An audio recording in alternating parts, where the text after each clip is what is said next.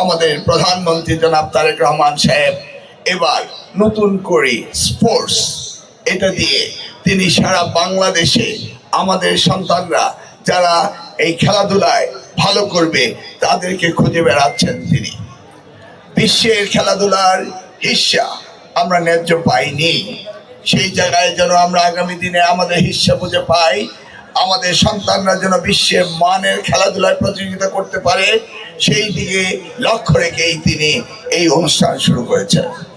আমরা দেখেছি বিগত দিনে সামাজিকভাবে আমাদের তরুণ প্রজন্মের অবক্ষয় ঘটেছিল, তারা মাদক আসক্ত হয়েছিল। ফ্যাসিস্ট সরকার এই ব্যাপারে কোনো রকম কার্যকরী সিদ্ধান্ত তারা নেয়নি।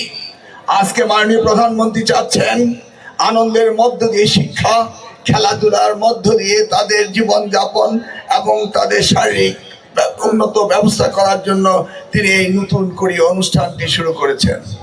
আমরা শিক্ষা মন্ত্রণালয় থেকে প্রাথমিক স্কুল থেকে মাধ্যমিক স্তর থেকে এবং বিশ্ববিদ্যালয় পর্যায়েও আমরা খেলাধুলার প্রতিযোগিতা শুরু করে দিয়েছি।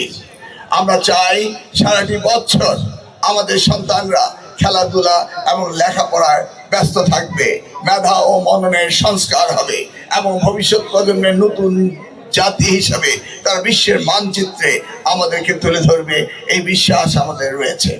সেই দিক থেকে আজকে এই সরকারের নতুনভাবে এই স্পোর্টস নতুন করে আমরা শুরু করতে যাচ্ছি মাননীয় প্রধানমন্ত্রীর নির্দেশে। আমি সকলের সামনে আগামী দিনে এই চাঁদপুরের খেলাধুলার ক্ষেত্রে আমাদের সন্তানরা সবচেয়ে এগিয়ে থাকবে এই বিশ্বাস রেখে আমি এখন নতুন করে স্পোর্টস 2026 এর শুভ উদ্বোধনের ঘোষণা করছি।